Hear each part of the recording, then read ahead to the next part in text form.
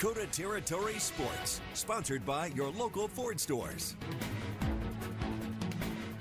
Nice job, Cobbler cheerleaders. Now the Belle Fourche football team picked up its first win of the season last week, knocking off Lee Deadwood 38-22. That's right, Vic. And tonight the Broncs faced a tough test as they took on unbeaten fourth-ranked Mobridge-Pollock. Belle Fourche hosted Mobridge for a breast cancer awareness night. Now the Tigers running back Max Saxton had a night tonight. Here's a rushing touchdown from him to put the Tigers up a touchdown.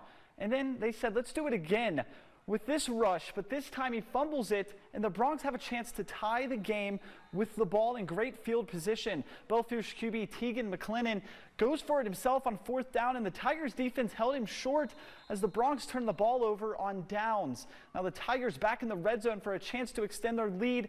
Tigers call on their guy again. He brings it home for the Tigers with his second touchdown of the night, and the Tigers would win 40-6. Let's check in with Vic for some volleyball scores.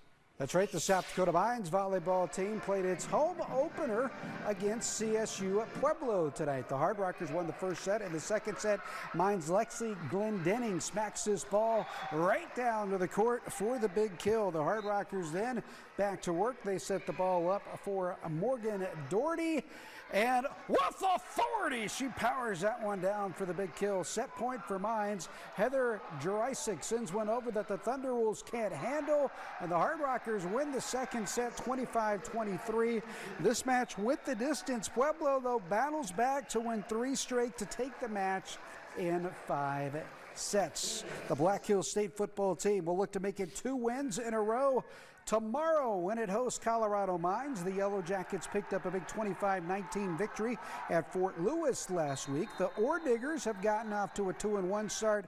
Kickoff is at 1 o'clock at Lyle Hare Stadium. South Dakota Mines will try to pick up its first win of the season tomorrow when it hosts Fort Lewis. The Hard Rockers came up just short last week as they dropped a thriller to New Mexico Highlands, losing 48-42 in overtime. Kickoff is at 2 o'clock out at O'Hara Stadium tomorrow.